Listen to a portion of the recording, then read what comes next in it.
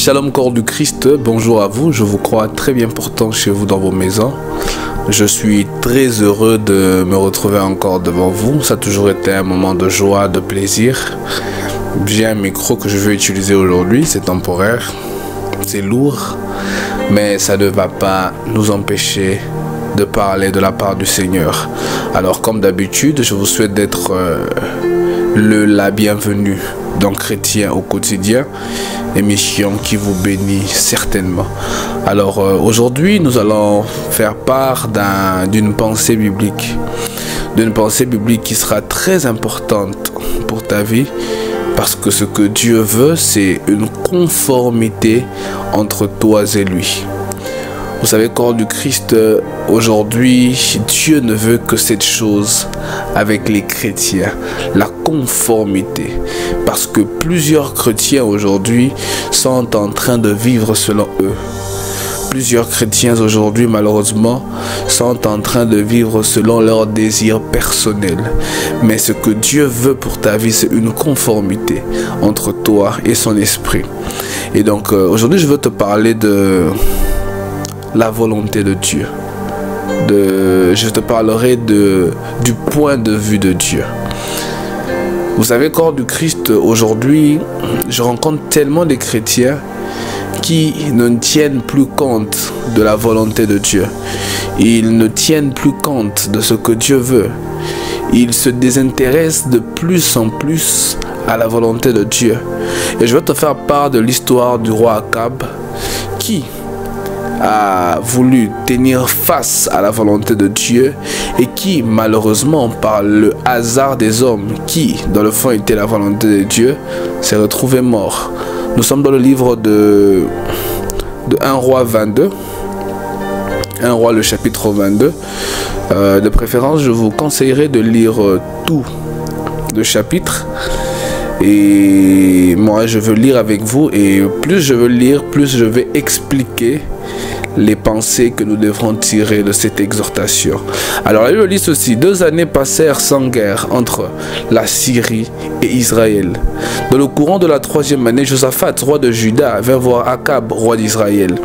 Or, Akab avait déjà dit à son entourage: vous savez bien que la ville de Ramoth en Galade est à nous. Pourquoi hésiterons-nous à aller la prendre au roi de Syrie? J'aimerais d'abord m'arrêter là pour dire ceci, corps du Christ. Vous savez, quand la Bible dit rechercher la paix et la sanctification sans lesquelles personne ne verra Dieu, la Bible nous le dit parce que dans le fond, la Bible veut que nous puissions comprendre que notre Dieu est un Dieu de paix. Notre Dieu n'est pas un Dieu de trouble. Notre Dieu n'est pas un Dieu de désordre. Dieu aime la paix. Dieu aime là où la paix a totalement sa place. Parce que sans la paix, il est difficile aux hommes de vivre. C'est même pour ça que la Bible généralement nous demande de prier pour notre pays. Parce que notre joie en dépend. Un pays en guerre ne peut pas être un pays qui produit de la joie à ses citoyens. Vous voyez? Et là, je retrouve déjà un chrétien. Je retrouve déjà un Akab qui se disait être de l'Éternel, étant un homme qui n'aimait pas la paix. Parce qu'il se fait visiter par le roi de Juda, célébrant la paix qu'il pouvait retrouver en leur temps entre la Syrie et l'Israël. Mais Akab disait déjà à ses amis, disait déjà à ses contacts qu'il devra emmener une certaine forme de trouble pour enlever la paix et remettre la guerre entre la Syrie et l'Israël, sous prétexte que là où se retrouvait la Syrie était un terrain les appartenant. Et donc du coup, lorsqu'il a rencontré un autre homme qui était puissant comme lui aussi était puissant, il décida de mettre dans les pensées de Josaphat, qui est au roi de Juda, ses pensées à lui. Voilà pourquoi, chers chrétiens, ne vous faites pas affecter par les pensées des autres chrétiens. Soyez plus dans la catégorie des chrétiens qui aiment beaucoup plus ne dépendre que de la pensée de Dieu. Parce que si tu reçois seulement les pensées humaines, attention, un jour, un virus peut entrer dans ta vie. Dans ta manière de penser, un virus pourra entrer. Parce que Judas venait Le roi de Juda venait pour célébrer la paix, mais le roi d'Israël voulait enlever cette joie de paix que le roi de Juda avait et insérer sa pensée à lui. Et malheureusement, nous avons retrouvé un Josaphat qui s'est laissé emporter par la pensée du roi d'Israël. Et donc du coup, il lui dit, pourquoi n'hésiterons-nous pas à attaquer la Syrie afin de récupérer cette terre qui nous appartient? Mais il y a un problème. Le problème vient au fait que, au niveau où l'on retrouve maintenant ce prophète que l'on devrait appeler pour savoir si cette marche qu'il voulait entreprendre était la volonté de Dieu. Les rois auraient souhaité d'abord écouter Dieu avant d'aller combattre. Parce que dans la théorie d'Israël du passé, et j'aimerais donner d'abord un point très important, retenez ceci, que parmi les rois que Israël a connus, l'un des pires rois qu'ils ont eu, c'était Akab. Pourquoi je dis que c'était l'un des pires rois? Parce que c'est Akab qui a épousé Jézabel. C'est Akab qui a fait appel à 400 prophètes de Baal. C'est Akab qui a été celui qui indirectement se moquait de Dieu tout en pensant croire qu'il était avec Dieu. Vous voyez, il fit appel à des prophètes afin que les prophètes ne le disent pas ce que Dieu voulait dire, mais afin que les prophètes lui disent ce qu'il voulait. Corps du Christ, ta pensée n'est pas la pensée de Dieu. Vous savez, la conformité que l'on doit mettre entre nous et Dieu doit aller d'en haut vers le bas et non du bas vers le haut. Parce que si la pensée que toi tu voudras emmener vers le haut est une pensée inspirée de l'esprit, oui, ce que tu voudras sur terre arrivera au ciel.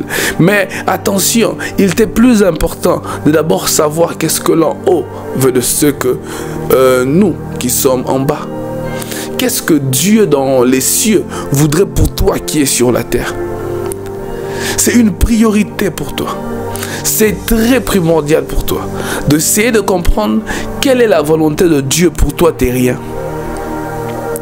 Mais Akab, lui, voulait que les prophètes puissent dire ce que lui disait à ses amis. Le roi Akab voulait que les prophètes se mettent à prophétiser selon la volonté que lui désirait.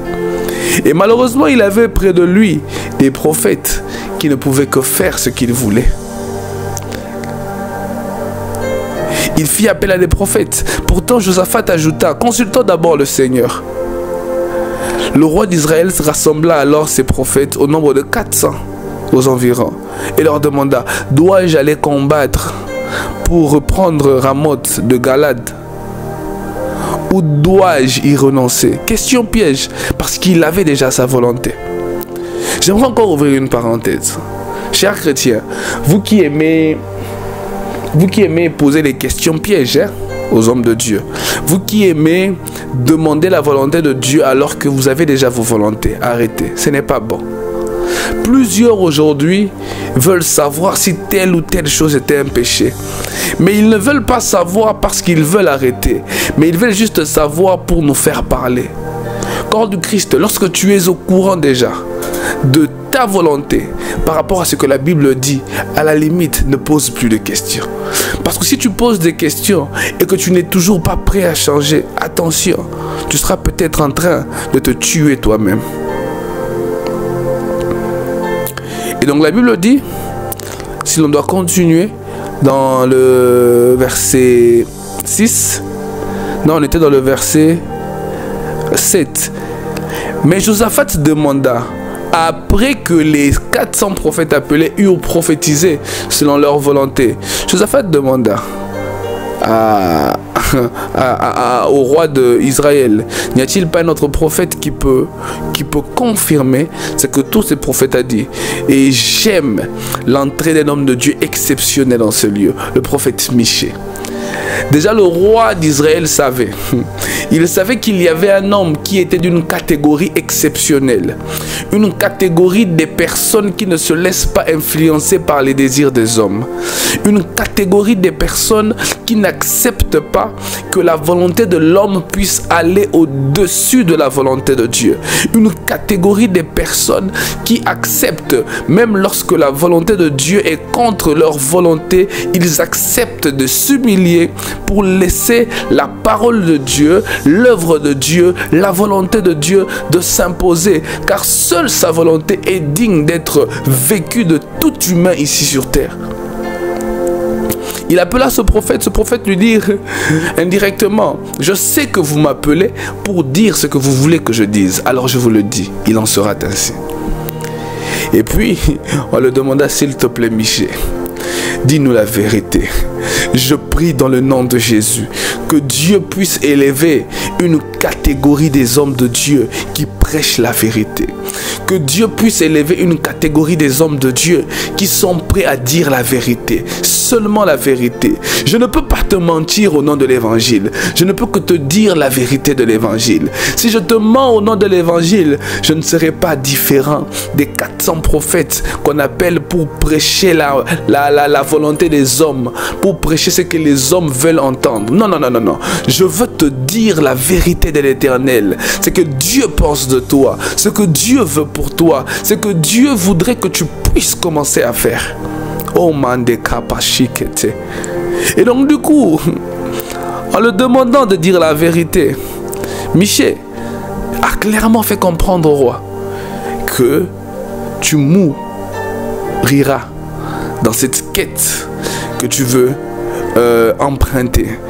Tu laisseras ton troupeau sans berger dans cette volonté que tu veux entamer qui n'est pas la volonté de Dieu.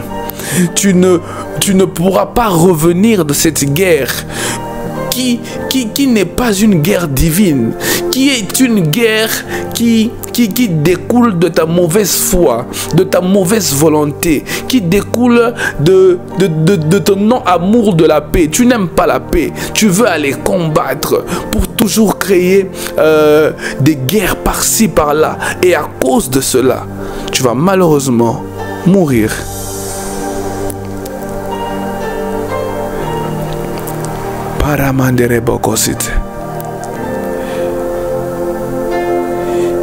Dans le verset 15, il vient se présenter devant le roi qui lui posa cette question. Michée, devons-nous aller combattre? Je veux faire une lecture en kangourou. Alors Michée dit au verset 17, j'ai vu tout le peuple d'Israël dispersé sur les montagnes, comme un troupeau sans berger. Et il dit, et le Seigneur a dit, ils n'ont plus de chef, que chacun retourne tranquillement chez soi. Le roi d'Israël dit à Josaphat, je t'avais bien dit, il annonce toujours le mal, jamais rien de bon. Maintenant, j'aimerais que l'on apprenne encore quelque chose de nouveau maintenant, qui se retrouve au verset 29. C'est quelque chose de très important que je veux que l'on puisse comprendre. La Bible dit ceci, dans le verset 29. Le roi d'Israël et Josaphat, roi de Juda, allèrent donc attaquer Ramoth de Galad. Parce que, vous devez le savoir, malgré ce que Michée avait dit, malgré la bonne parole venue de l'Éternel que Michée avait annoncée aux deux rois, malheureusement, ils n'étaient pas prêts à suivre ce que Michée avait dit. Ils avaient accepté d'emprunter la voie que eux avaient jugée être bonne. Et la Bible nous dit que lorsqu'ils allaient, d'ailleurs ils jouèrent à un jeu, il fallait que dans cette guerre qu'ils avaient entamée contre la Syrie, il fallait que le roi Josaphat puisse porter avec lui les habits du roi d'Israël pour que lorsque la Syrie, qui avait décidé de ne tuer aucun habitant d'Israël, aucun soldat d'Israël en dehors du roi d'Israël, il s'était dit qu'il serait mieux pour Akab de s'habiller comme étant un soldat d'entrer dans le combat comme étant un soldat normal afin qu'il puisse avoir la capacité de vivre après cette guerre.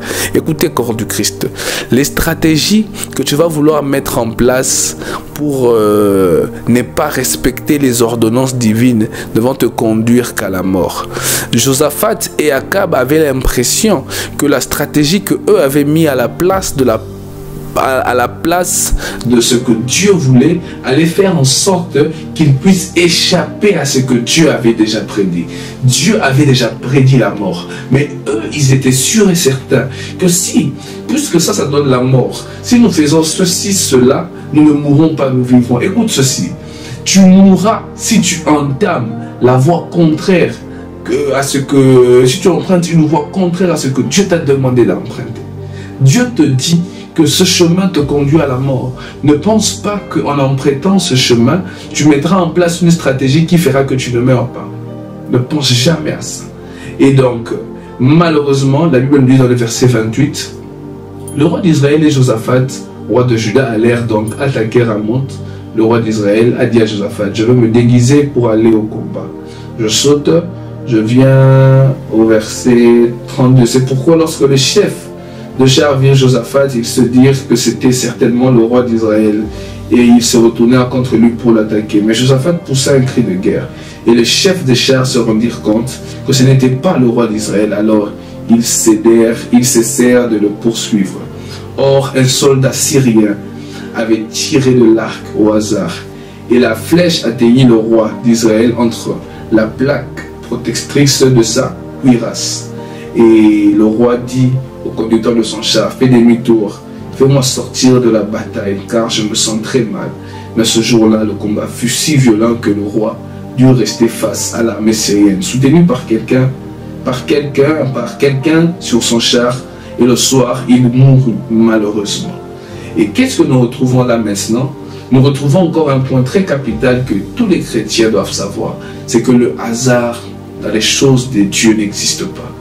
Vous savez, aujourd'hui, ce qui peut être hasardeuse, ce qui peut être hasardeux pour toi n'est pas hasardeux pour Dieu.